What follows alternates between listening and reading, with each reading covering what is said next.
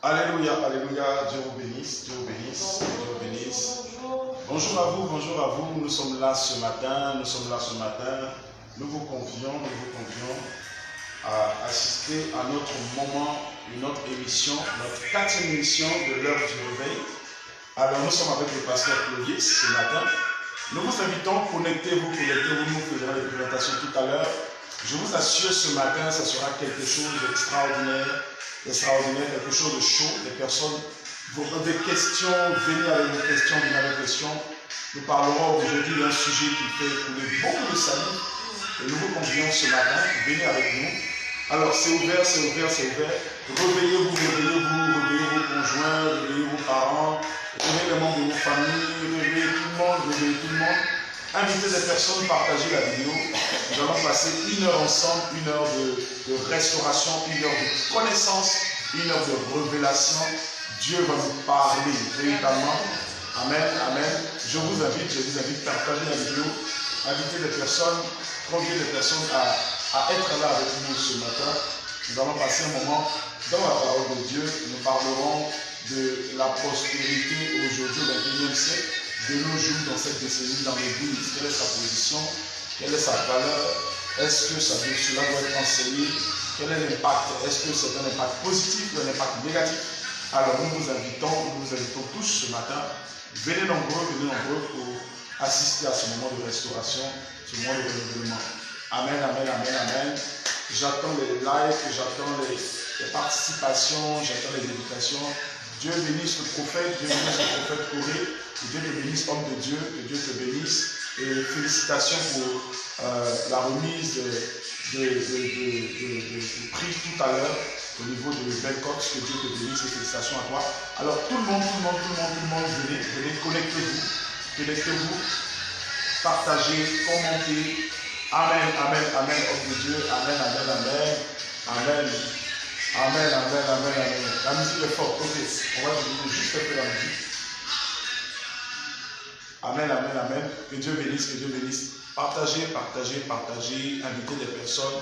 Je vous assure, ce matin, nous serons enrichis par la pensée de Dieu. Le pasteur Daniel nous vient directement de Kinshasa. Amen, amen, amen. Que Dieu te bénisse, homme de Dieu. Il vient de Kinshasa avec une révélation terrible. Amen, amen, amen, amen.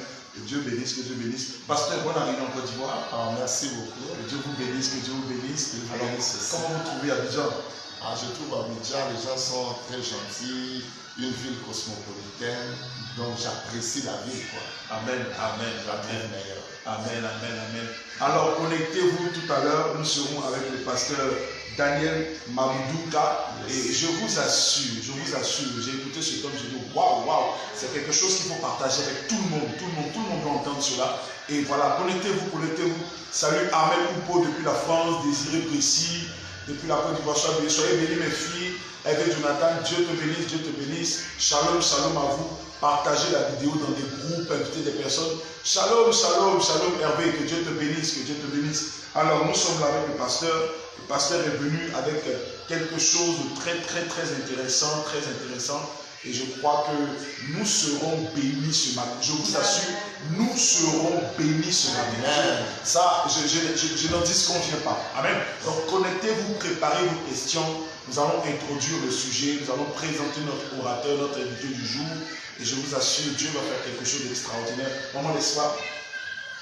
Le pasteur, il est vraiment préparé. C'est un homme que Dieu a prévu pour ce jour. Amen. Il n'y a pas de hasard dans le royaume des cieux. Amen. Et aujourd'hui est un jour spécial pour toi. Amen. Pour que la mentalité soit transformée, Alléluia. soit changée, pour que quelque chose de nouveau te soit apporté par la grâce de l'Esprit de Dieu. Amen. Le pasteur est chargé, j'ai lu son livre, il est chargé. On veut bien écouter le pasteur aujourd'hui, le pasteur Clovis. Dieu vous bénisse abondamment. Amen. Nous sommes très heureux de vous recevoir ici en Côte d'Ivoire et à cette émission. Et nous savons que le peuple de Dieu sera béni. De tous les coins du monde, aujourd'hui encore, ils seront bénis. Alléluia. Dieu vous bénisse abondamment. Et soyons connectés. Bonjour Désiré, Dieu te bénisse. invitez, partagez la vidéo. Partagez la vidéo. Pendant que tout le monde est en train de se réveiller, relayer le message, partagez la vidéo. Nous allons certainement, parce que comme vous voyez Abidjan, c'est vrai, c'est une ville cosmopolitaine, mais voilà, vous êtes là, vous avez commencé à découvrir déjà la Tchéquie de Côte d'Ivoire. Oui, j'ai déjà découvert la Tchéquie. Au début, je n'avais pas apprécié, mais je me suis habitué. Je trouve déjà c'est bon, ça dépend de qui le fait, tu manges ça avec quoi. Donc c'est ce que j'ai compris. Donc manger ça seulement comme ça, je n'ai pas trouvé bon. Mais quand tu mélanges avec la nourriture, ah c'est bon. Avec les sauces, là ça marche. Le poulet, le poisson.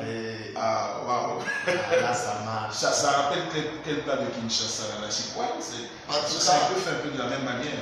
À peu près. Donc je crois que c'est. Je ne sais pas si c'est du manioc. Donc c'est à peu près ce goût-là. Voilà. Mais pas vraiment la chikwai. C'est du manioc. C'est du manioc. Voilà, c'est un peu fait dans la même procédure, mais la cuisson est un peu différente. Oui. Donc c'est ce qui crée un autre effet. Si tu mets ça dans l'assiette, c'est comme si tu mangeais le riz. Voilà, je m'a demandé si je mangeais le riz. Moi, je dis ce n'est pas le riz, c'est de la séquée. C'est ça. Ouais. Voilà, chez nous on appelle ça, certaines personnes le pressé de manioc. Le pressé de manioc. Voilà, c'est du manioc pressé, et on le cuit à la vapeur et tout. C'est un peu dans le procédé du chikwai, mais voilà, c'est du couscous. Voilà. Alors, connectez-vous, partagez. On va bénir le Seigneur. Hein. On a tellement de choses à dire ce matin que je ne veux pas qu'on perde beaucoup de temps dans les introductions. On va véritablement partager plusieurs choses. Dieu bénisse le prophète Corée qui est là. Toutes les questions, toutes les interventions, même les personnes qui veulent parler en ligne, vous voulez apparaître directement pour intervenir, ça sera ouvert, vous aurez l'autorisation de le faire. Vous pouvez demander à passer en ligne pour donner votre point de vue, pour discuter sur certains points, mais je vous assure que quelque chose va se passer d'extraordinaire. Vous allez avoir une information nouvelle ce matin qui va vous bouleverser votre manière de servir le Seigneur. Alléluia. Bénissons ensemble le Seigneur, bénissons ensemble parce que moi je te bénis. Père Tout-Puissant, nous te sommes reconnaissants ce matin parce qu'il est écrit dans ta parole, les bontés de l'Éternel ne sont pas épuisées, ni ses compassions arrivées à leur terme. Elles se renouvellent chaque matin. Yahweh, si nous sommes là, c'est à cause de tes bontés, tes miséricordes. Toi, tu es bon, le diable est mauvais. De toi, cette journée, nous attendons de bonnes choses. Et nous croyons, à cause de ta bonté, ton peuple sera édifié par la parole. Parce que la parole est la nourriture de l'esprit. Nous avons lu la Bible, il est écrit que celui de la loi ne s'éloigne pas de ta bouche, mais dit que les jours et nuits pour agir fidèlement selon tout ce qui est écrit. C'est alors que tu auras du succès dans tes entreprises, c'est alors que tu réussiras. Comme nous avons besoin de réussir, comme nous voulons vivre du succès dans nos entreprises, nous connaissons d'abord la base, c'est la parole de Dieu. Et c'est cette parole qui nous aidera à aller de l'avant, parce que la parole de Dieu ne peut pas échouer. Nous te disons merci. Avec le Saint-Esprit, nous avons prié au nom de Jésus. Amen. Que Dieu vous bénisse, Nous sommes à notre 4e émission, l'heure du réveil, et nous bénissons le Seigneur pour les réactions des internautes, la manière dont tout le monde réagit vis-à-vis de cette vidéo. Les vues ne font que grimper, Nous bénissons le Seigneur pour cela. Nous croyons que cette émission est une bénédiction pour vous chaque samedi matin. Certaines personnes disent 7 heures, c'est trop tôt, mais ne vous rappelez pas. Rappelez-vous que le thème de notre émission, le thème général, c'est l'heure du réveil. Donc c'est une manière de nous apprendre à nous lever tôt afin de posséder les bénédictions de l'Éternel. Amen. Alors ce matin, nous avons le pasteur Vakanda. J'espère que je vais bien. On m'appelle souvent Daniel Mabunduka. Voilà, Daniel Mabunduka Clovis. Il est le pasteur responsable de l'église Consolation. Exact. Qui est situé sur l'avenue Lukwila, numéro 21, dans la commune de Limba, qui est informaticien de formation. Bon, informaticien de formation, qu'est-ce qui s'est passé, pasteur? Bon, vous savez, le monde d'aujourd'hui, si vous ne connaissez pas l'informatique, vous êtes nul. Donc, tout est informatisé. Aujourd'hui, donc, tu peux être licencié, mais si tu ne connais pas l'informatique, tu es considéré comme un demi-lettré. Donc, c'est un peu ça. Donc, pour être bref, parce que je vois que les gens ont la soif. Amen. Alors, pasteur, vous avez...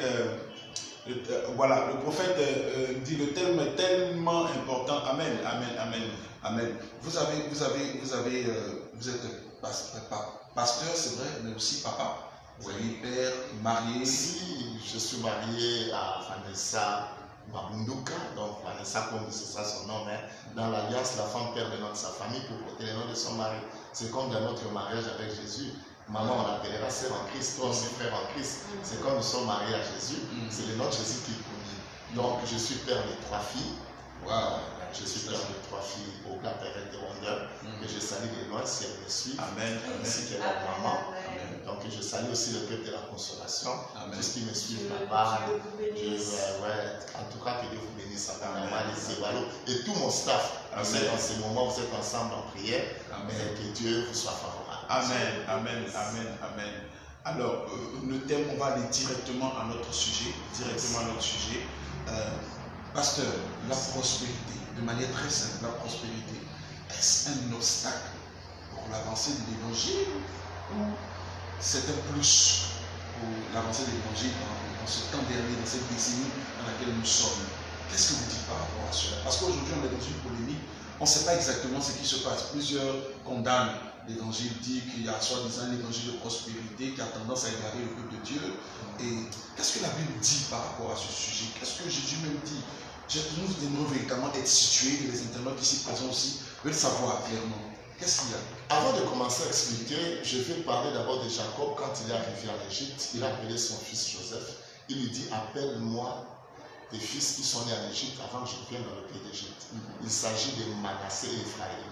L'aîné s'appelait Manassé, le second s'appelait Ephraïm. Manassé veut dire, Dieu m'a fait oublier ma peine, mes peines et la maison de mon père. Ça veut dire oublier ma peine, mes peines et la maison de mon père. Wow. Ça veut dire la délivrance. D'accord. Et Ephraïm veut dire, Dieu m'a rendu prospère dans le pays de mon affliction. Maintenant, quand Joseph amène ses 2 fils vers son père Jacob, il plaça l'aîné à la droite de Jacob, le second à la gauche de Jacob.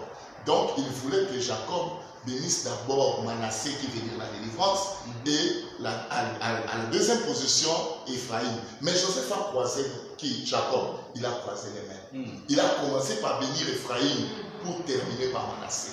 Il commence par la richesse pour terminer par la délivrance. Wow. Vous savez, il y a des fois où nous nous trompons. Nous croyons que non, il faut que quelqu'un soit d'abord délivré, après la personne qui n'a plus. Non. Si quelqu'un est délivré, qu'il est toujours dans la pauvreté, il va retourner dans ce qu'il faisait avant. Et Joseph, Jacob, connaissant ces choses, il a préféré commencer par la richesse et terminer par la délivrance. Maintenant, si nous venons au Nouveau Testament, quand Jésus est venu, pendant qu'il présentait la mission pour laquelle il est venu, dans Luc 4, verset 18, il dit ceci, l'Esprit du Seigneur est sur moi, parce qu'il m'a oint. D'abord, il dit pour annoncer la bonne nouvelle aux pauvres. Même lui-même, Jésus commence par attaquer la pauvreté. 2, il dit pour guérir ceux qui ont les cœurs. Jésus commence premièrement par attaquer la pauvreté. Alors, il donne en tout cas, il donne évidemment son ordre de mission. Oui. Et son ordre de mission commence par.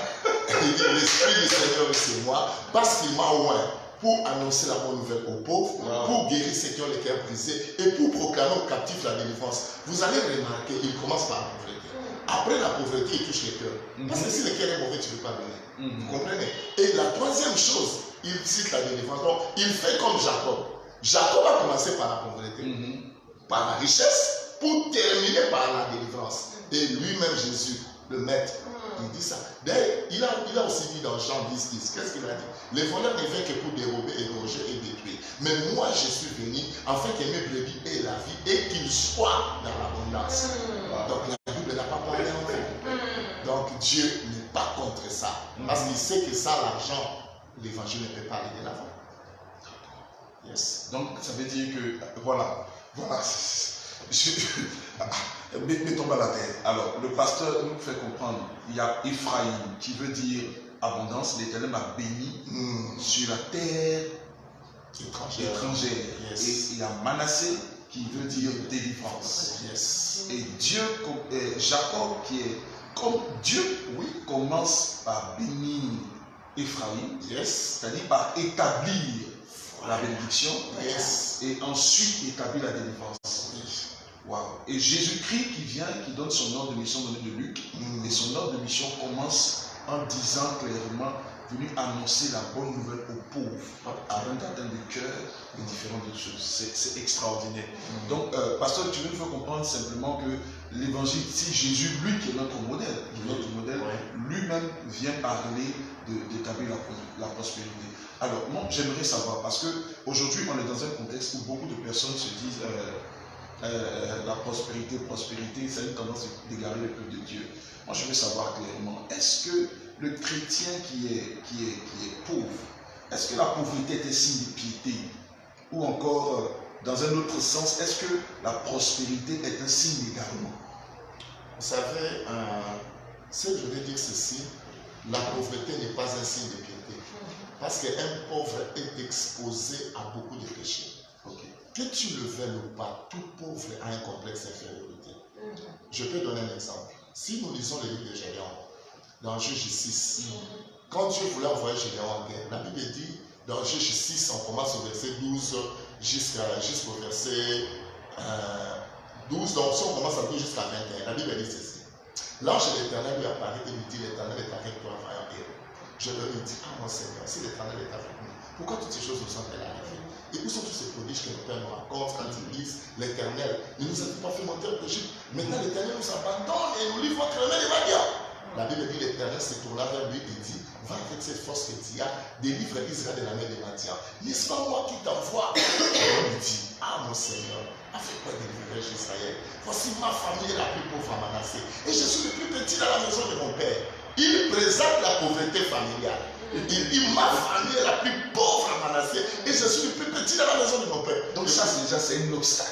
Obstacle. Dieu lui dit, mais je serai avec toi et tu battras ma diable comme un seul homme. Je lui dis, si j'ai trouvé grâce à tes yeux, donne-moi un signe pour montrer que c'est toi qui me parles. Ne t'éloigne point d'ici jusqu'à ce que je revienne auprès de toi, que j'apporte mon offrande, que je la dépose devant toi. L'Éternel répondit, je resterai jusqu'à ce que tu reviennes. Le verset 19 dit, Gédéon entra préparer un chevaux. Il fit avec une femme de farine de pain sans levain. Il mit la chair dans un panier, le jus dans un pot, et le lui apporta sur le ténébètre et le présenta.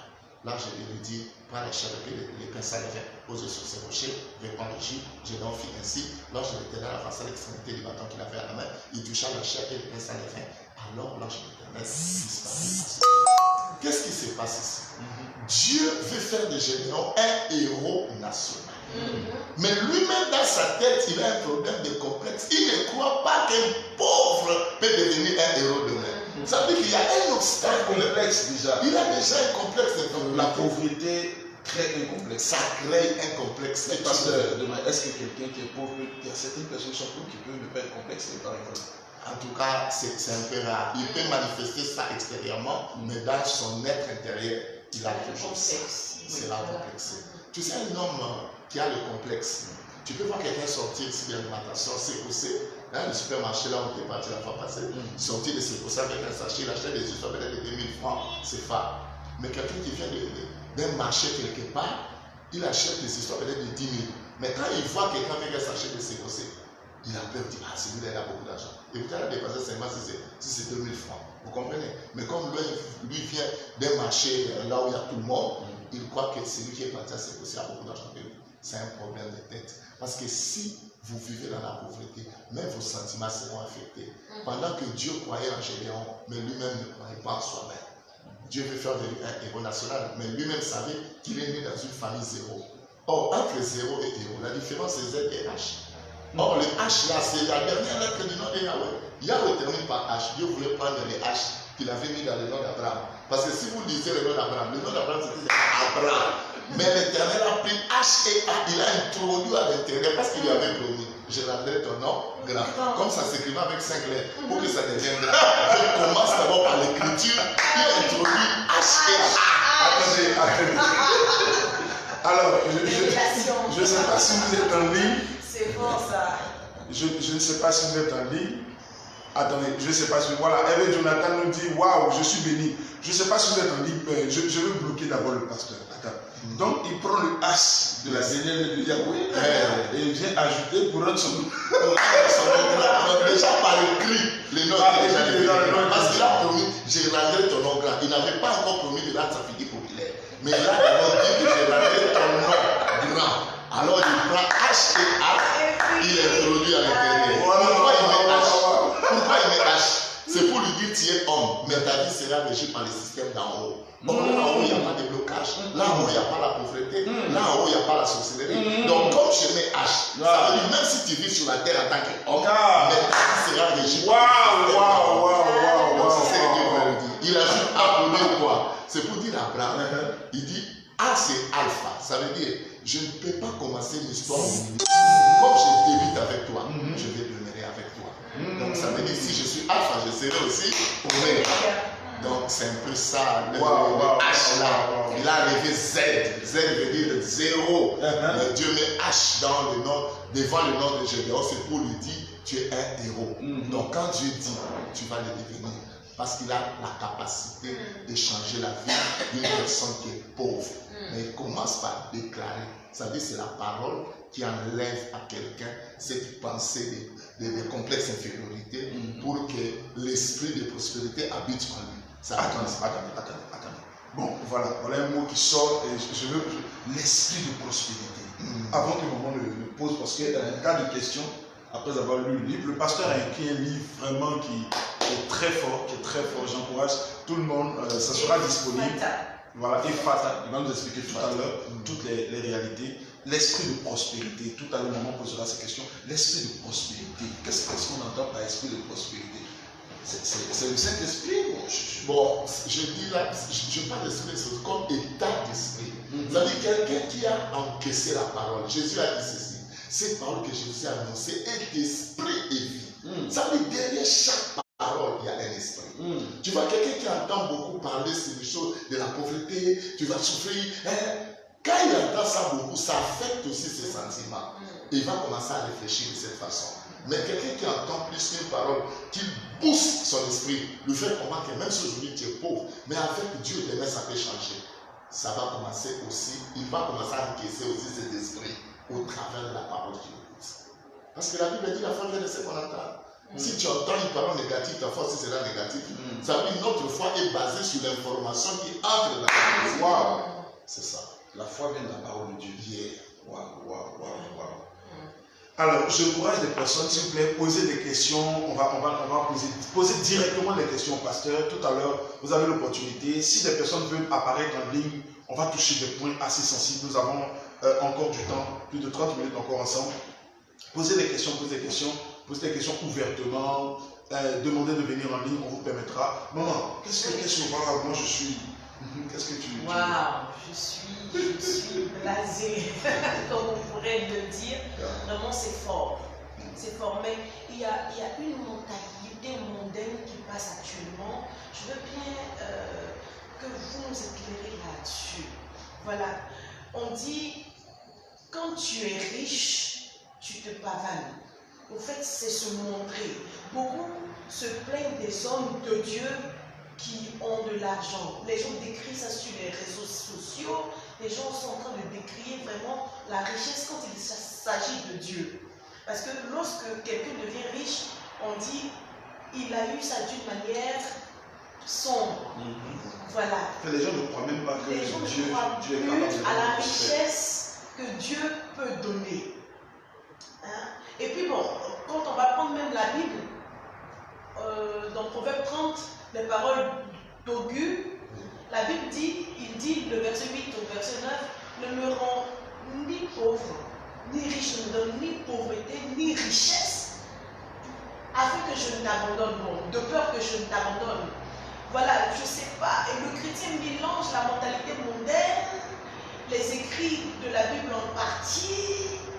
Bon, on ne comprend pas vraiment. Et surtout, la Bible aussi dit la sagesse du pauvre est méprisée. On ne comprend pas. Expliquez-nous vraiment par rapport à la richesse que Dieu peut donner à un chrétien ou à son serviteur. Si vous voyez, vous lisez le livre d'Hébreux, au chapitre 11, vous avez remarqué que tous ceux qui ont marché avec Dieu, personne n'a terminé sa vie dans la pauvreté. Si vous prenez la vie d'Abraham, Abraham était riche. Vous prenez la vie d'Isaac, Isaac était riche. Vous prenez la vie de Jacob, Jacob était riche. Nous prenons la vie de Job, Job était riche. Comment un Dieu riche peut engendrer des enfants pauvres? Moi je dis la pauvreté, c'est juste un passage. Mais celui qui s'attache à Dieu et qui met en pratique le principe que Dieu a établi, En tout cas, qu'il pleuve ou qu'il neige. Comme Dieu ne réunit pas sa Les parole. principes que Dieu a établis. Voilà. On en parlera tout à l'heure. Les principes que Dieu a établis. Donc il y a des Il y principes. a des principes. Qui peuvent rendre riche Yeah. l'enfant de Dieu. Yeah. Voilà. Vous savez, je vais dire aux gens ceci. Vous savez que depuis que la terre existe, la terre ne répond pas à la prière. La terre répond seulement à la sémence. Quelqu'un qui a mangé pendant 7 jours et quelqu'un qui a gêné pendant 7 jours, on leur donne des terrains pour semer. Et l'autre elle dit, moi je ne peux pas semer, j'ai 7 jours d'onction. Tu commences à parler, mais quelqu'un qui a mangé pendant 7 jours, il a semé, c'est lui qui va récolter. Mais toi avec tes gènes et prières, j'ai toujours dit, en tout cas, il ne faut pas m'en vouloir. Ça n'engage que moi. Je dis les parler en langue n'ont aucun pouvoir d'achat ni de vente. Tu ne peux pas parler en langue pour acheter un micro. Tu ne peux pas parler en langue pour acheter une baffe. Il faut qu'il y ait l'argent pour le faire. Donc ça veut dire cette mentalité de croire que si quelqu'un se met à l'argent, c'est le diable. C'est un problème de complexe diabolo-satanique. Parce que tout ce qui marche avec Dieu, oui, ça vient avec le temps. C'est pas seulement que tu commences aujourd'hui de mettre non, mais toutes ces personnes-là que Dieu a élevées, en tout cas, ils ont une histoire derrière. Ils ont une histoire. Ils ne sont pas devenus comme ça par hasard. Dieu a prévu des principes qu'eux ont mis en pratique. Et ils ont commencé à vivre le bénéfice de ce qu'ils ont mis en pratique. Parce que moi, je remarque ça, même au milieu de pasteurs, quand quelqu'un est élevé, on commence à parler de fétiches. Il est allé consulter un marabout. Mais celui qui est plus que le marabout, c'est notre Dieu. Celui qui a beaucoup, c'est notre Dieu. Pourquoi aller se rabaisser pour aller chercher le marabout des gens qui vont mourir demain? Vous comprenez? Ça, c'est se rabaisser. Toi qui as un grand Dieu, tu vas te rabaisser pour aller chercher l'argent de quelqu'un qui mourra demain. Et tu verras tous ces gens, toutes ces personnes-là qui font des fétiches. Et même n'ont pas l'argent. C'est clair. Oui. Ils n'ont pas l'argent. Ils n'ont pas l'argent, mais ils veulent t'enrichir. Je vois aussi des magiciens qui ont l'argent, c'est vrai. Mais il y a aussi ceux qui n'ont rien fait. Mais notre Dieu, il a tout. Notre Dieu n'est pas pauvre. Ça veut dire c'est lui qui marche avec lui. Dans le principe qu'il a établi, Dieu va lui contaminer ça. Amen. Il sera contaminé par cet esprit de prospérité. Wow. Alors, prospérer n'est pas un problème. N'est pas un problème. Je crois que c'est clair. C'est clair, pasteur. Maintenant, est-ce que il n'y a pas un problème au niveau de l'enseignement? Est-ce qu'on ne fait pas, on doit mettre, puisque la Bible enseigne, Jésus l'a enseigné parce qu'on vient de comprendre. Ça veut dire que prospérer, c'est quelque chose auquel chaque enfant de Dieu est appelé. Maintenant, est-ce qu'on ne fait pas trop? C'est-à-dire, est-ce qu'on ne met pas beaucoup d'accent dessus? Parce qu'au-delà de la prospérité, il y a aussi le caractère, il y a la vie de Christ que nous devons mener. Est-ce que les gens ne mettent pas beaucoup plus d'accent sur la prospérité au lieu de mettre l'accent sur des choses? Est-ce qu'on ne doit pas faire un équilibre? Je veux savoir clairement. Il faut que nous soyons équilibrés. Parce que moi je crois, tu sais, quand tu es riche dans la sanctification, quand tu es riche dans la sanctification, Pourquoi? Tu vois? Alléluia. Vous savez, il y a beaucoup de gens qui ne comprennent pas. Un jour, j'ai suivi Papa de Paul à Nigeria, à Bénédine. Il est en train de dire, vous croyez que la sanctification c'est difficile? Il dit, c'est pas difficile. Il dit, la sanctification, c'est la mise en pratique de la parole de Dieu. Quand Dieu dit, fais ça, toi tu fais. Là, tu te sanctifies. Mais quand Dieu dit, fais ceci, toi tu fais cela.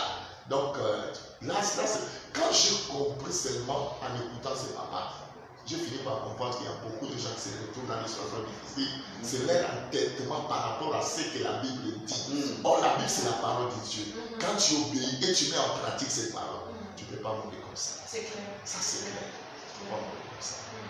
Quelqu'un qui nous pose la question de savoir, je pense que c'est Annie qui nous pose la question. Pasteur, donne-nous quelques principes, par exemple. On dit qu'il y a des principes. Voilà. Donne-nous des principes. Le premier principe, avant d'entrer vraiment en profondeur, je vais dire, le premier principe de la prospérité, c'est d'abord le travail. Si vous lisez dans Genèse, on va aller doucement. Le premier principe, c'est quoi? Le travail. Le travail. Voilà. Amen. Le premier principe, c'est le travail. D'accord. La Bible dit ceci. Dans Genèse 2, versets 15 à 17. La Bible dit, l'Éternel Dieu prit l'homme et le plaça dans le jardin d'Éden pour les cultiver et pour les garder. L'Éternel donna cet ordre à l'homme.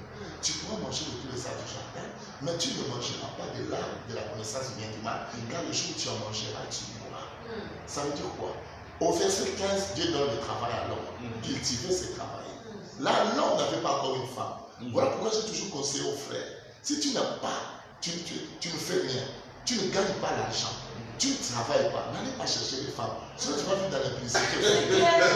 Mais c'est clair, parce que Dieu savait que la femme ne va pas manger les paroles. La femme ne mangera pas ce que tu vas commencer à dire.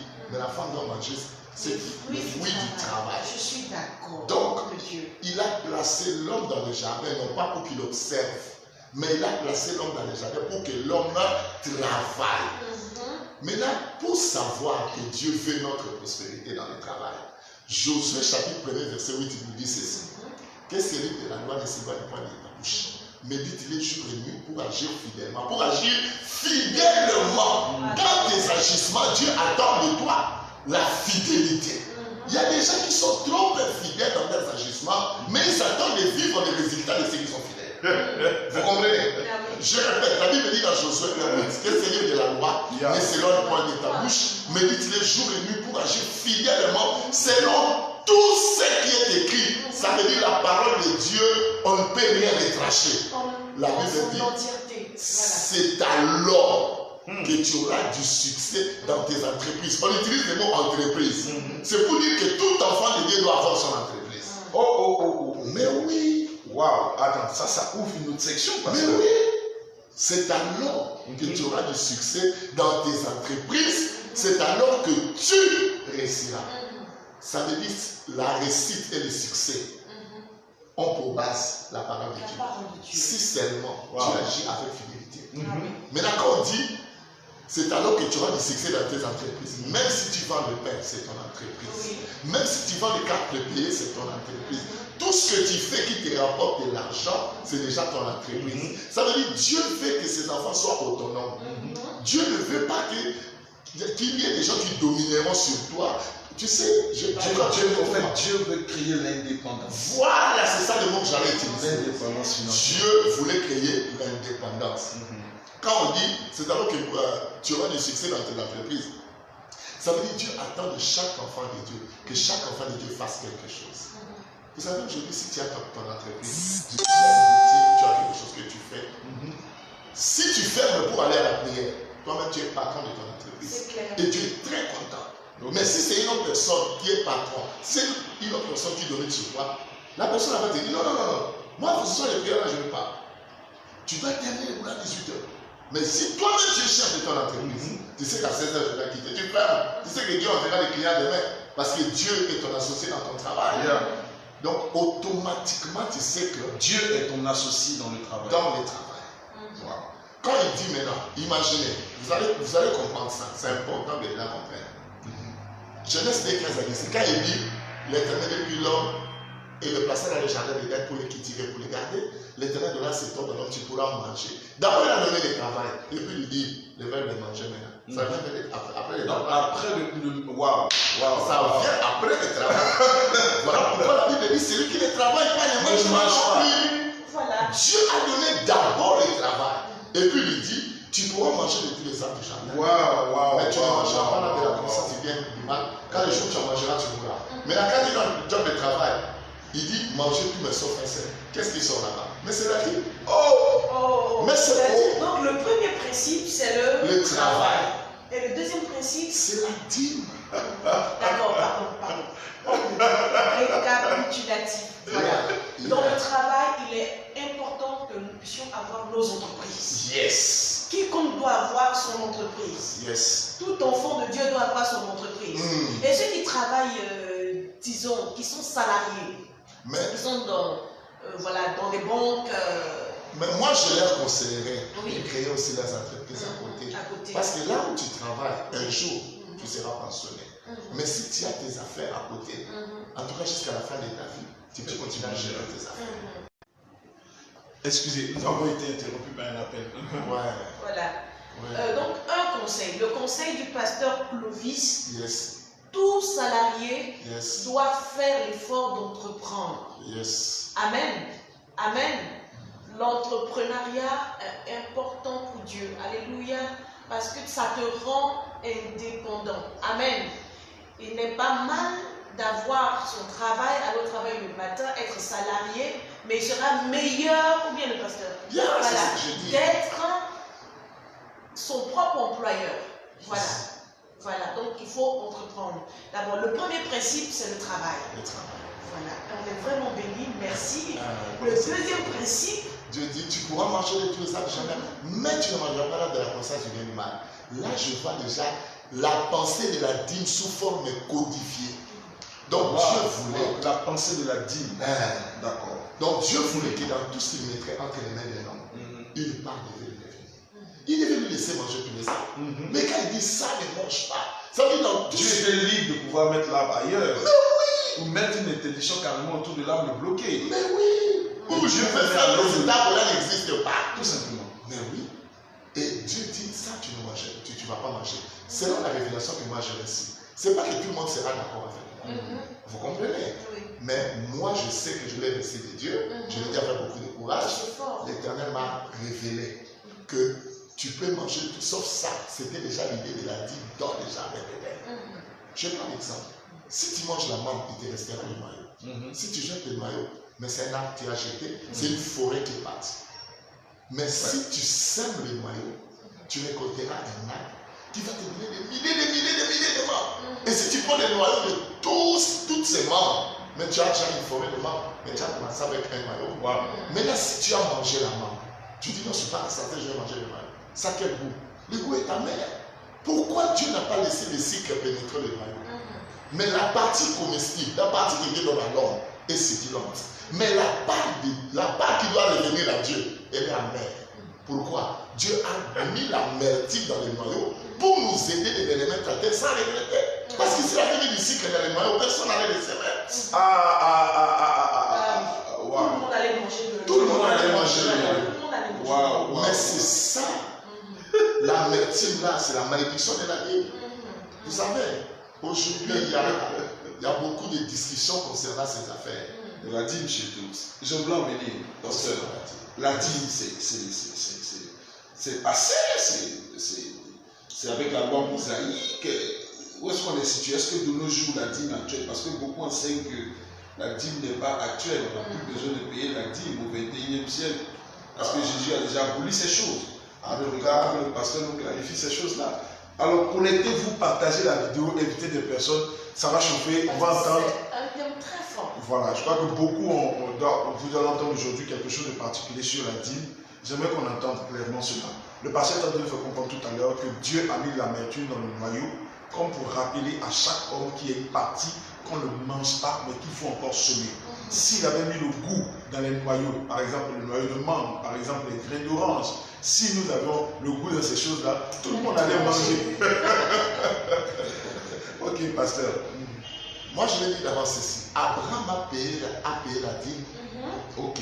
Avant. Abraham, c'était avant Moïse. Avant Moïse. Jacob, j'ai lu Jacob. Genèse 28. Pendant qu'il fouillait son frère Esaü, Esaü qui tenait Mordicus à le tuer, pendant sa fuite, dans Genèse 28, je lis les versets 21 et 22. Il dit, et si je retourne en paix à la maison de mon père, alors l'Éternel sera mon Dieu. Verset 22. Cette pierre que j'ai dressée pour monument sera la maison de Dieu. Et je te donnerai la dîme de tout ce que tu me donneras. La dîme de tout ce que tu me donneras. Tu sais, celui qui paie la dîme, il croit que tout ce qu'il reçoit vient de Dieu. Et celui qui refuse de payer, il sait que ce sont ses efforts. On dit, garde-toi de Dieu. Celui qui paye la dîme, il reconnaît que tout ce qu'il a vient de Dieu. Mais celui qui ne paye pas se dit que ce n'est pas ses efforts. Mais est-ce qu'il y a des personnes qui ne payent pas, par exemple, parce qu'ils soi-disant ils ont des problèmes, l'argent n'est pas beaucoup, des choses de ce genre? Papa, le problème c'est quoi? C'est de comprendre que c'est ton intérêt. Vous savez, Dieu ne peut pas investir dans la vie d'une personne pour ne rien retirer en retour. C'est clair. Vous savez, s'il a envoyé Jésus, permettez-moi ces termes, s'il a investi Jésus au monde, c'est parce qu'il savait qu'il allait gagner les 5 continents. Tous ceux qui croient en Jésus des frères, c'est vrai. Mais c'est ce qui se passe aujourd'hui. Voilà pourquoi il a sémé Jésus, pour récolter plusieurs Jésus dans les 5 continents. Je veux dire quelque chose, ça peut choquer certaines personnes, mais c'est la vérité. La vie chrétienne que nous menons commence par une offrande. L'offrande a été placée sur la croix. La croix, c'est l'autel. Quand il a placé Jésus, Mais c'est l'offrande. Ça veut dire quoi? Si lui, le Dieu tout suffisant, s'est incliné à la règle de la semaille et de la moisson, qui est-il pour échapper? Parce qu'il a semé Jésus. Nous voyons aujourd'hui, c'est en Christ, il a récolté sa sémence. Vous comprenez? Donc, concernant la dîme, Jacob, il n'a pas encore eu. Il n'a pas encore gagné. Il est en train de fuir son père qui veut le tuer. Mais Jacob dit, papa, je t'ai donné la dîme de tout ce que tu m'as donné là. C'est là où beaucoup de gens tombent. Jacob n'a pas encore commencé. Et ça, c'est pas la loi. Moi, si j'appelle ça, je dis ça, c'était d'abord la période de la grâce. Moïse est venu avec la loi, Jésus est venu avec la grâce. Vous comprenez? C'est comme ça que moi, je peux parler de ça. Il a payé la dîme. Vous savez, il y a des fois, beaucoup de gens ne comprennent pas. La dîme est un don obligatoire, l'offrande est un don volontaire. Ok. La dîme est un don obligatoire. L'offrande est un don volontaire. Donc ça veut dire, si je veux, je ne donne pas d'offrande.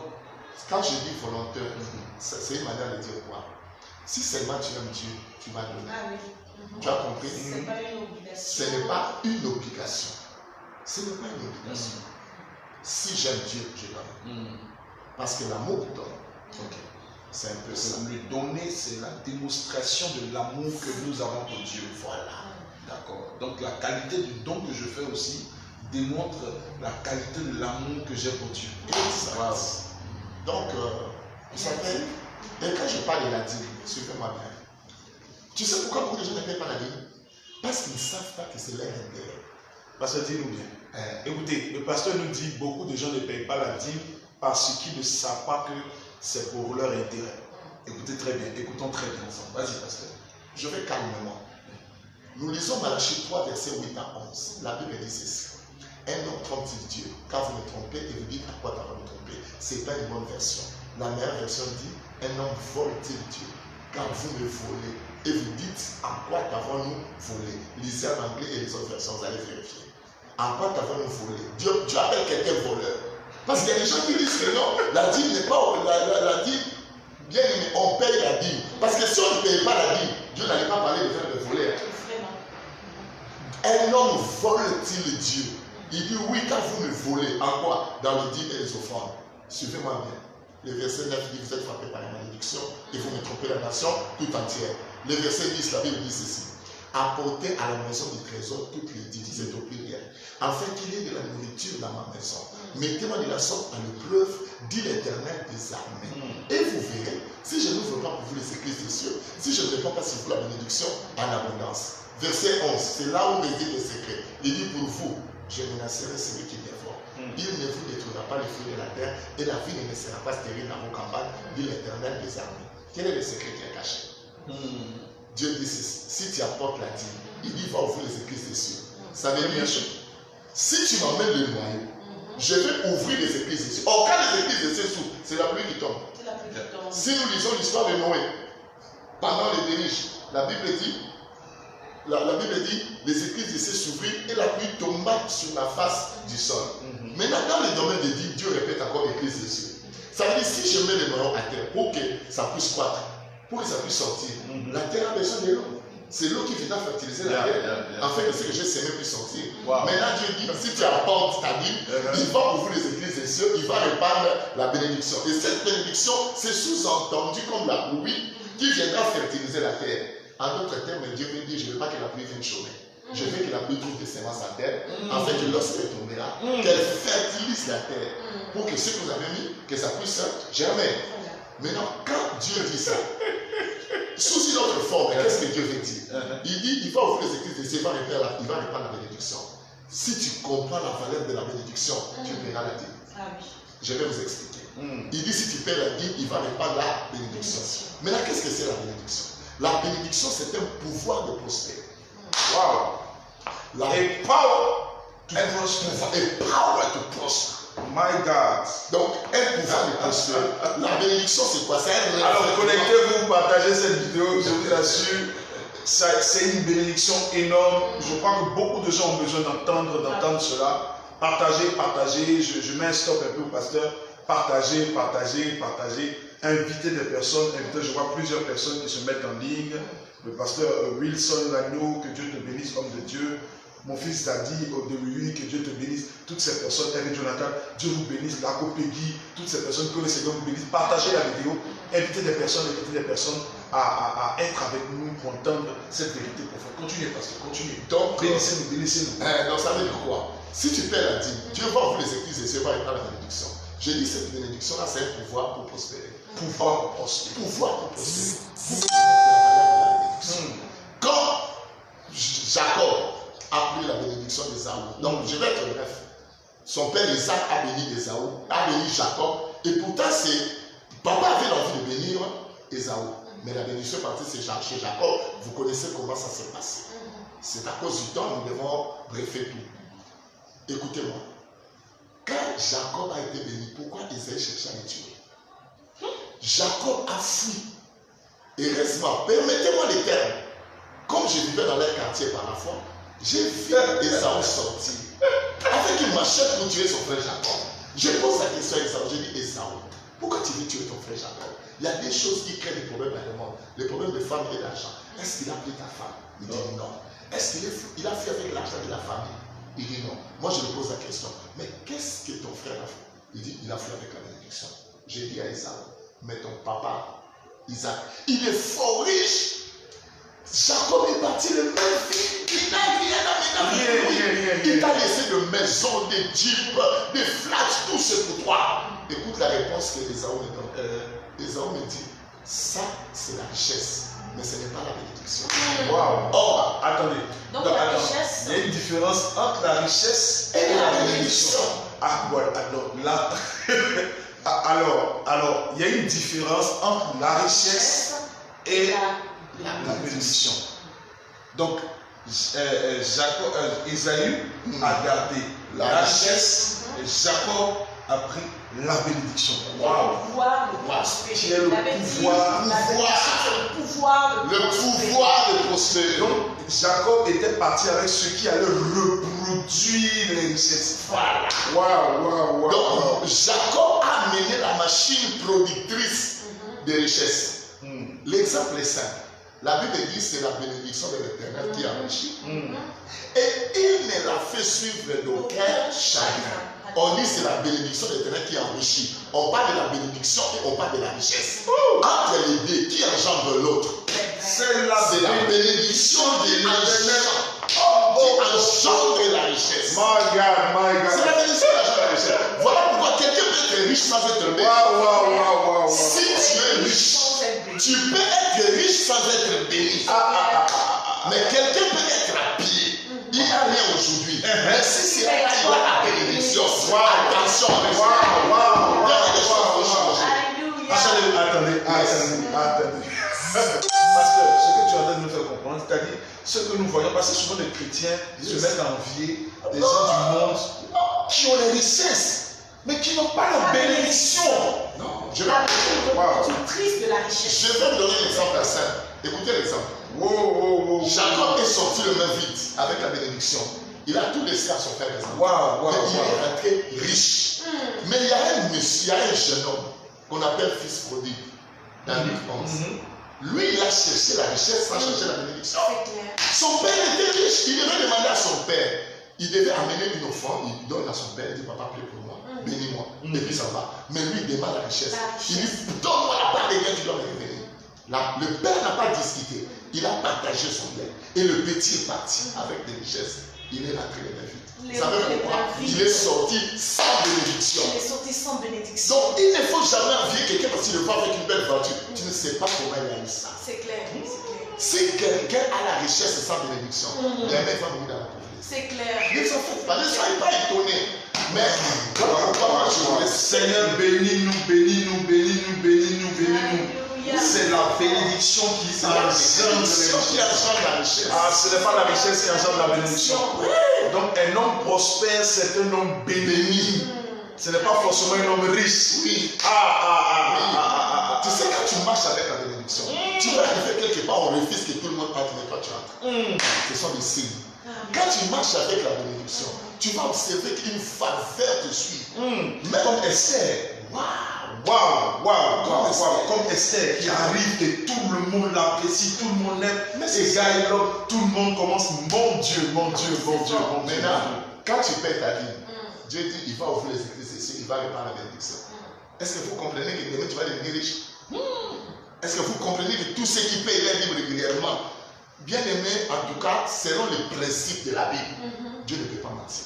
C'est clair, Dieu ne peut pas Dieu ne peut pas mentir.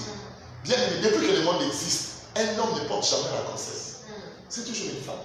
De la même manière qu'un homme ne peut pas porter la grossesse, c'est de la même manière que Dieu ne peut pas mentir.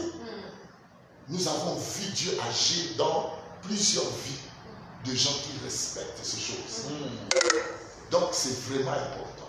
C'est vraiment important. Alors, pasteur, il y a des questions en ligne. Il y a la sœur Lako Peggy qui nous pose la question de savoir, est-ce que c'est obligatoire de payer ma dîme dans mon lieu habituel de culte? Si j'ai été invité, par exemple, à la Minor, alors que je suis assemblée de Dieu, si je paye ma dîme ce dimanche-là à la Minor, en quoi ai-je mal agi? Tu as mal agi d'abord, tu ne veux pas l'avancement de l'œuvre là où toi tu es. Parce qu'en réalité, tu dois apporter là où tu pries. Dieu sait pourquoi il t'a mis dans cette église. Donc moi je crois que c'était une histoire d'avoir seulement un bon cœur. Et il ne faut jamais dire que c'est ma dîme, non. Il faut dire que c'est la part de Dieu que je donne. Waouh, c'est pas ma dîme, c'est la part de Dieu, c'est pas moi. Oui. Tu sais, quand on appelle ça ma dîme, c'est là où beaucoup de gens font n'importe quoi avec ça. Moi, je conseille aux chrétiens, apporte la dîme là où tu pries. Moi, un jour, un ami qui prie à la résurrection, chez Daddy Dominique, il est venu me voir avec sa dîme. Moi, je dis non. On est étudiant avec lui à l'école. Je dis non. Va donner là où tu pries. Parce que c'est pas normal. Toi, tu pries chez Daddy Dominique. Même si on est des amis, ça, ce sont des choses sérieuses. Je ne veux pas brocher là-dessus parce que moi-même, je fais ça. Tu sais que cet ami-là, il était content. Il m'a dit, je trouve vraiment que tu es sincère dans ce que tu fais. Parce que, imaginez, un fils qui prie chez moi, il va payer la dîme ailleurs. Quelque part, ça prouve qu'il n'a pas confiance en moi. Et pourquoi il demeure à l'église? Il faut qu'il ait aussi payé là-bas. Là où tu es, donne l'offrande partout. Mais ta dîme, amène là où tu pries. Waouh, donne l'offrande partout. Mais tu la peux s'aimer même beaucoup d'argent partout. Là où tu pries. Alors voilà, elle dit que ce message est la réponse à la plainte de ce matin. Réveille, merci Jésus. Alléluia. Donc elle dit que c'est une réponse claire qui avait de le voir par rapport à une préoccupation. Maintenant, elle pose encore une autre question. J'encourage plusieurs personnes à poser des questions.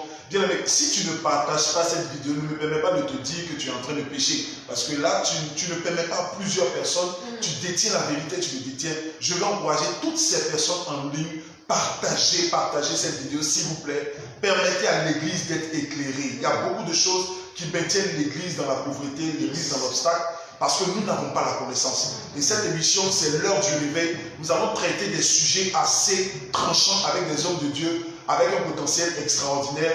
Vraiment, je crois que ce matin, quelqu'un qui nous regarde depuis ce matin est béni. Je ne sais pas si on pourra finir à temps cette émission. J'ai même envie de la prolonger un peu, parce qu'on va essayer de se maintenir un peu. Encore, j'aurais une autre question ici qui dit, parce que lorsque j'ai par exemple utilisé ma dîme, comment est-ce que je dois la rembourser? Je suis bloqué, je ne sais plus comment faire. C'est pour ça que Dieu m'a envoyé en Côte d'Ivoire. Waouh! Oui. Moi, je ne suis pas venu en Côte d'Ivoire par moi-même. J'avais rêvé. Je l'ai dit, le Saint-Esprit me voit. J'avais fait un rêve que je devais en Côte d'Ivoire. Il y a un problème sérieux. La question qu'il vient de poser, c'est pourquoi j'ai amené ces livres. Une dîme qui n'a pas été payée se rachète. Un enfant de Dieu sérieux doit lire Lévitique 27, verset 31. Lévitique 27, verset 31. Je répète, Lévitique, je vois Eric de l'Antan, tu fais un travail magnifique, que Dieu te bénisse. Tu vas écrire cela, Lévitique 27, verset 31. Pour éclairer ceux qui ont des dîmes en retard. Qu'est-ce qu'on fait vis-à-vis de cela? Pasteur, bénis-nous, pasteur. Donc, la Bible dit dans Lévitique 27, 31, si quelqu'un veut acheter quelque chose de sa dîme, il y ajoutera un cinquième. Je donne l'exemple dans mon livre. Par exemple, on te paye $1000. La dîme, c'est... $1000, c'est 500 000 francs. 500 000 francs. Voilà. Ok. La dîme, c'est $100. C'est-à-dire 50 000 francs. Voilà. Permettez-moi d'aller en dollars payer à 10. Ok. Tu as bouffé la dîme du mois passé. tu as ouvert une porte au diable sans le savoir. Maintenant, pour racheter la dîme d'un mois, quand on va te payer le mois suivant, tu enlèves 100 dollars du mois en cours. Ce mois-là n'a pas de problème. Tu prends encore 100 dollars du mois passé. Maintenant, tu as déjà 200. Il te reste 800. Tu prends encore 100. Multiplié par 5. C'est ça un cinquième. Ça va sortir 20 dollars. Pour celui qui a mangé un mois la dîme, il paiera 220 dollars. Maintenant, ça veut dire 110 000. Ça, donc, oui, c'est 110 000. Ça veut dire 110 000. En dollars, c'est 220 dollars. Donc, pour la dîme des mois, maintenant, ceux qui ont l'habitude de manger des dîmes, suivez-moi bien. Je vous dis ce que le Seigneur m'a révélé. Tu sais, quand tu as l'habitude de manger la dîme, tu vas remarquer. Lorsqu'on va arriver au verset 11, beaucoup de gens vont commencer à payer la dîme sans les forces. Wow. Écoutez-moi, c'est pour ceux qui ont l'habitude de manger, il faut chercher un montant forfaitaire. C'est notre moyen. Un montant qui te fait mal au cœur parce que tu ne sauras pas tout calculer, payer. Donne ça à Dieu. C'est une manière de dire à Dieu, je pose la fondation de ma richesse. Je reprends tout à zéro. Mais comme la terre ne peut pas être vide, je pose ma sémence. C'est comme ça que tu rachètes. Maintenant, quand tu rachètes, devient réglo les jours à venir. L'importance et le grand secret que le diable ne veut pas que les gens comprennent. Et le diable ne veut pas que les gens entrent dans cette vérité. Attachons les versets 10 et le verset 11. On est dans Malachie 3. 10, 11, 10 et Malachie 3, versets 10 et 11. 10 et 11 dit ceci. Apportez à la maison des trésors toutes les dîmes, afin qu'il y ait de la nourriture dans ma maison. Mettez-moi de la sorte à l'épreuve, dit l'Éternel des armées, et vous verrez si je n'ouvre pas pour vous les églises des cieux, si je ne répands pas sur vous la bénédiction en abondance. Le verset 11 dit, pour vous, je menacerai celui qui dévore. Il ne vous détruira pas les fruits de la terre, et la vie ne sera pas stérile dans vos campagnes, dit l'Éternel des armées. Il dit, pour vous, je menacerai celui qui dévore. Je prends le verbe dévorer. Il dit, il ne vous détruira pas les fruits de la terre. Je prends le verbe détruire.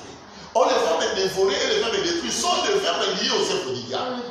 Verbe dévorer, 1 Pierre 5, 8, vous savez, la Bible dit, veillez, soyez sobre, car votre ennemi le diable rôde autour de vous comme un lion rugissant, cherchant qui il dévorera. La Bible a bien parlé. Cherchant, parce que tout le monde n'est pas dévorable. Voilà pourquoi on est en train de chercher. Tout le monde n'est pas dévorable.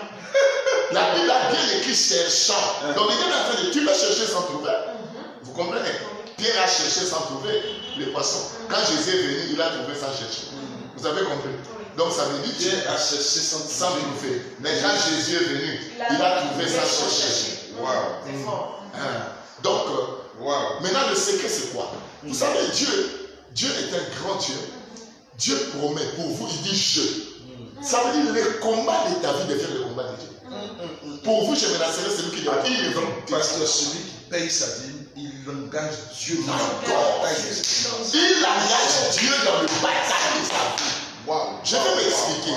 Il dit pour vous, je menacerai celui qui dévore. Il ne vous détruira pas les fruits de la terre. Va me détruire. Jean 10, 10. Les voleurs ne viennent que pour dérober, égorger et détruire. Maintenant, qu'est-ce que Dieu veut dire par là? Dieu veut dire, pour celui qui paie la dîme, je vais menacer Satan. Mais il ne veut pas citer son nom. Il cite seulement le verbe dévorer, le verbe détruire. Maintenant, entre que Dieu combatte pour toi et les anges, tu vas préférer quoi? Dieu. Tu vas préférer qui plutôt? Dieu. Tu vas préférer Dieu. Écoutez, quand l'ange Gabriel a troublé le ciel, c'est Michael qui l'a renvoyé sur la terre. Il s'est battu avec Michael. Michael, c'est l'ange comme ça. Mais suivez-moi. Si c'est un ange qui combat pour toi, c'est vrai que les anges de Dieu sont forts. Mais on les arrête aussi. Daniel a attendu la réponse le premier jour. La réponse était plus. Mais le roi des Perses a bloqué. Voilà pourquoi quand Dieu a dit à Moïse, il dit Moïse, j'enverrai mon ange devant toi pour faire sortir ce peuple d'Israël. Moïse a dit non. Il dit non. J'apprécie un homme, il dit, ah si c'est l'histoire des anges, là je ne pars plus. Vous comprenez? Il dit à Dieu, si toi-même tu pars avec nous, nous serons distingués parmi tous les peuples de la terre. Or, celui qui distingue devient professeur assistant. Qu'est-ce que Moïse voulait dire à Dieu? Fais de moi Dieu assistant. Si toi tu fais des miracles, moi aussi je vais faire des miracles. Voilà pourquoi Dieu avait dit à Moïse, je te fais Dieu devant Pharaon. Parce que Moïse a bien négocié. Il a refusé l'histoire des anges. Il a bien négocié. Il a refusé l'histoire des anges. Vous savez, j'aime les anges de Dieu. Je crois à leur ministère. Mais moi, je préfère plus que lui-même combat pour moi. Parce que si lui-même arrive, le diable ne peut pas t'aider. Je vous donne un exemple. Moïse a refusé les anges. Il a voulu partir avec lui-même. Mais le même Gabriel qu'on a arrêté, quand il devait donner la réponse à Daniel, Dieu l'a envoyé un jour dans Luc 1 chez Zacharie pour aller dire à Zacharie que sa femme Élisabeth devait enfanter. Zacharie était devenu vieux, Élisabeth vieille. Mais quand il a dit à Zacharie que ta femme Élisabeth, tout ça, mais Zacharie lui posa la question, ça va se faire comment? Moi je suis vieux, ma femme est vieille. Ça veut dire que dans notre couple, il n'y a pas de rapport sexuel. Comment ça va se passer? C'était une question simple.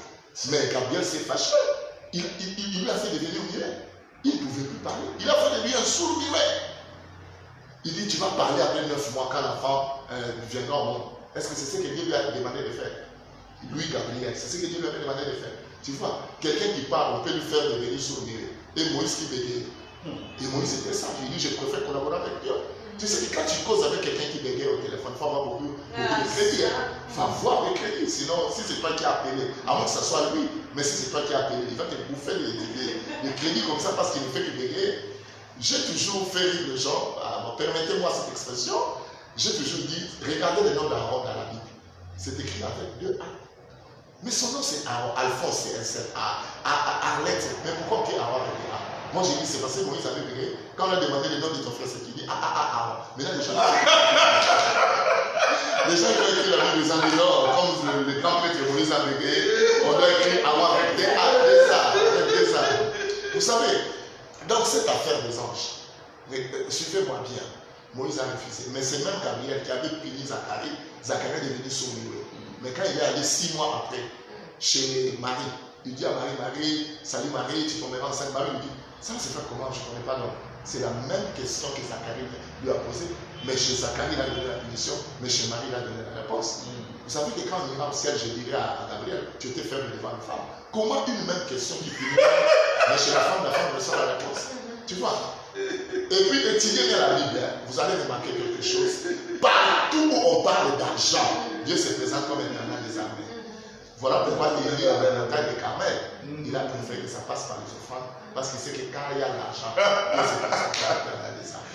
Alléluia, alléluia. Waouh, il y a une fin à toute chose.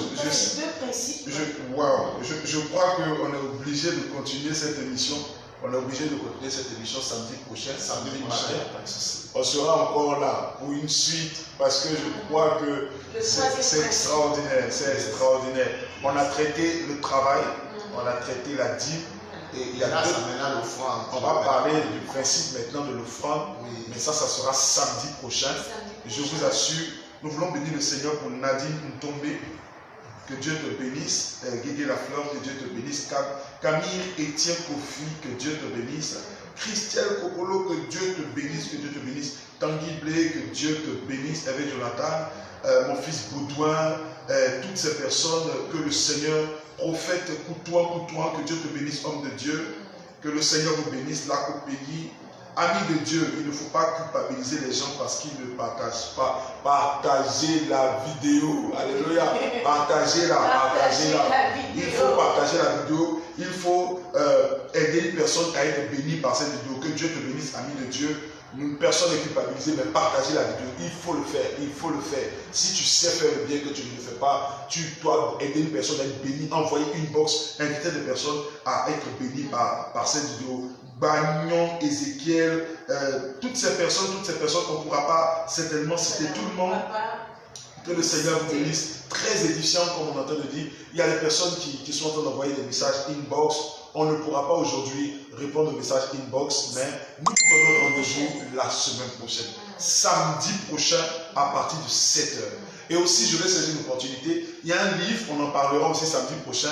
Et Ephphatha. Parce que rapidement, Ephphatha, c'est-à-dire. Ephphatha veut dire ouvre-toi. Ouvre-toi. Donc Jésus avait prié pour un sourd-muet, il a dit Ephphatha. Ça veut dire quoi? Pour faire sortir, il faut que ça entre. Avant que l'enfant dise papa, il doit d'abord attendre qu'on dise papa. Waouh. Donc ça veut dire pour faire sortir aussi l'argent, il faut faire entrer. C'est ça l'idée. Amen. Donc celui qui fait sortir, c'est celui qui fait entrer. Que Dieu vous bénisse, que le Seigneur vous bénisse. Et samedi prochain à 7h, nous serons là. Le livre est là, le livre est disponible. Il y a 5 000 francs. 5 000 francs. Il n'y en a pas un grand nombre. C'est vraiment le nombre est très réduit. Et aussi, nous vous rappelons aussi le dimanche 14, le pasteur sera à la Minov, à l'église Mission Internationale de la Nouvelle Vie. Nous avons un programme exceptionnel que nous allons passer ensemble. Et je vous invite nombreux à venir pour ce programme-là que nous allons faire. Dieu va visiter, Dieu va nous parler. On aura le temps de le voir en live, de poser des questions, de partager certaines choses. S'il y a des pasteurs qui veulent avoir le pasteur qui est là pour ce jour, je crois qu'il est déjà presque à sa fin. Vous voulez que le pasteur vienne intervenir chez nous, envoyez-nous des messages inbox. On pourra organiser ce genre de choses-là. Et je crois que Dieu a envoyé un messager pour nous aider dans un domaine. J'ai plusieurs fois, depuis plusieurs années, visité le Congo-Kinshasa. C'est un pays où les gens ont compris beaucoup de principes dans ce domaine-là. Et je prie que nous aussi, nous puissions, l'Église de Côte d'Ivoire, comprendre ces choses-là. Amen. C'est vrai qu'il faut nuancer, pour récapituler un peu de ce qu'on a dit, il faut nuancer. On n'est pas en train de dire aux gens aujourd'hui prospérité. Non. Mais on fait comprendre simplement aux enfants de Dieu ce matin que c'est aussi la part d'un enfant de Dieu de prospérer. Ce n'est pas une malédiction, ce n'est pas un signe d'égarement, ce n'est pas un signe de péché, c'est un signe de manifestation aussi de la grâce de Dieu, de la bénédiction de Dieu dans la vie de ses enfants. Nous sommes dans les derniers temps et Jésus veut se faire voir. Jésus veut faire voir au monde ce qu'il est capable de faire au travers de la vie de ses enfants. Et je prie que ce soit par toi que ça commence. Toi qui as entendu ce message, toi qui as été édifié, je prie que Dieu fasse quelque chose. Non, dis quelque chose pour Dieu, dis quelque chose. Je ne sais pas quoi. Voilà. C'est rempli. Le pasteur dit, il voudrait que ça commence par toi. Oui, je veux également que ça commence par toi. Je veux que ça commence par toi. C'est un message rempli de sens. Tous ces versets qui sont donnés, il ne faut pas les négliger. Prends-les et lis-les. Prends-les et lis-les. La bénédiction, c'est le moteur de reproduction de la richesse. Exact. Tu as besoin de la bénédiction du Seigneur. Tu as besoin de prospérer à tous égards, de prospérer physiquement, de prospérer dans ton âme. Tu as besoin de prospérité. Amen. Amen. Pas la prospérité dans le mauvais sens. Comme aujourd'hui, on peut l'entendre, d'aucuns culpabilisent de prêcher la prospérité. La prospérité n'est pas mauvaise quand elle vient de Dieu. Alléluia. Mais lorsque ça vient du diable, parce que le diable ne peut pas donner la prospérité. Et le diable envie la prospérité. Et le diable veut détruire la prospérité des enfants de Dieu. Alors là, il sème une mauvaise compréhension de la prospérité pour faire croire que la prospérité est mauvaise. Pour cataloguer un évangile de prospérité qui n'a rien à voir avec la volonté de Dieu pour nous. Amen. Amen. Ce que Dieu veut, c'est que tu prospères. Et tu vas prospérer. Nous allons prospérer dans la volonté de Dieu au nom de Jésus. Dieu te bénisse. Je souhaite que tu prospères à tous égards. Comme prospère l'état de ton âme. C'est ça, c'est quelques mots qu'on vous laisse ce soir, ce matin. Samedi prochain, nous sommes là à 7h. À 7h pile, nous serons là.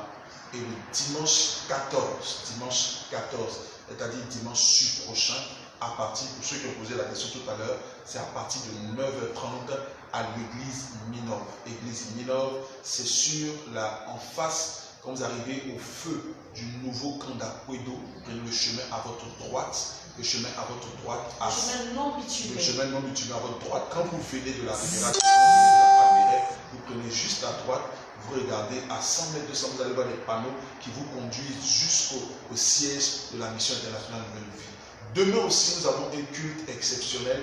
Nous avons le culte le matin, qui est le culte normal, et le culte le soir, c'est un culte de famille. Il y a des personnes qui inviteront leur famille, qui font faire venir leur famille de plusieurs lieux d'Abidjan, de la Côte d'Ivoire, pour assister à ce culte demain soir à la Minov. Le matin, nous sommes là à partir de 9h30, et le soir, nous serons là à partir de 15h30, 16h.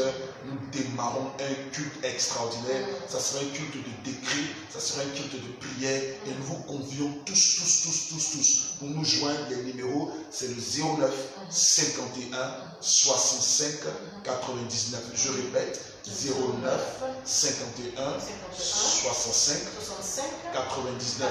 Ou encore le 47 83 02 93. Venez, appelez-nous.